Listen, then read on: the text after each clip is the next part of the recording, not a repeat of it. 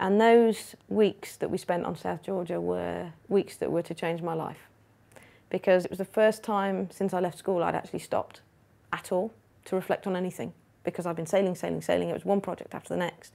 It was straight from the Vendée into a 5-year plan, which culminated in the round the world record. It was madness.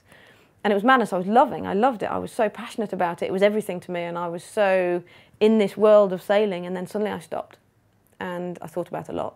I thought about the effect that the round the world had had on my family, how hard it had been for them. I thought about how amazing it had been at sea, how much I loved being at sea. I gazed out every day over the water and I absolutely loved it. It was a really interesting period of reflection.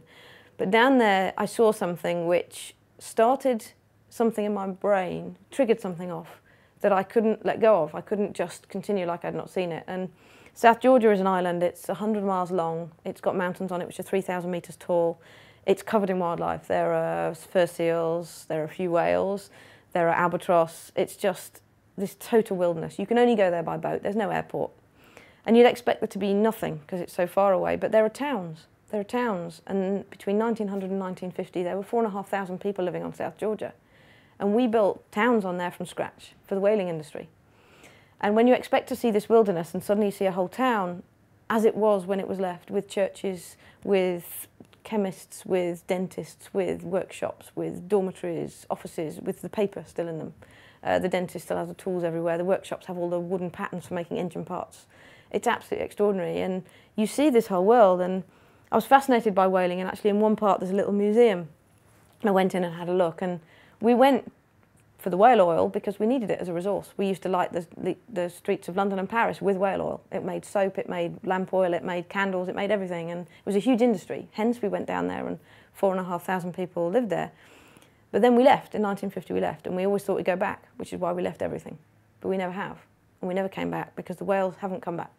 And it just hit me in that 1 second that that's what we do as human beings. We go somewhere, we find a resource, we take it, not because we want to be barbarians and kill everything in sight. We needed it. It was a resource that we needed for medicines and nitroglycerin, for bombs for the Second World War.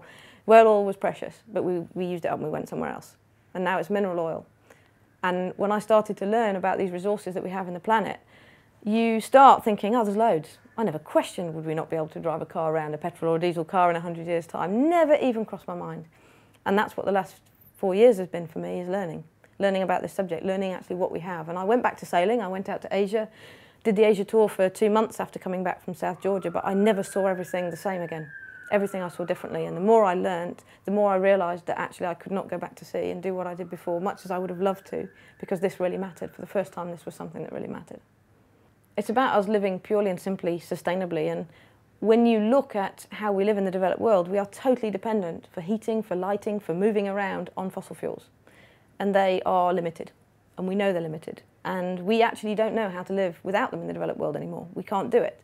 So we need to work out how to do it before we don't have any more left. And that's my fascination, is how can we live differently? And to begin with, I thought it was impossible. But now I do see there is a different way. There is a very different way which pollutes less, because when we burn fossil fuels, we pollute anyway. And actually, it's a cleaner way of living. It's where we use the lessons that have been existing in life itself for millennia and apply them to the way that we live today.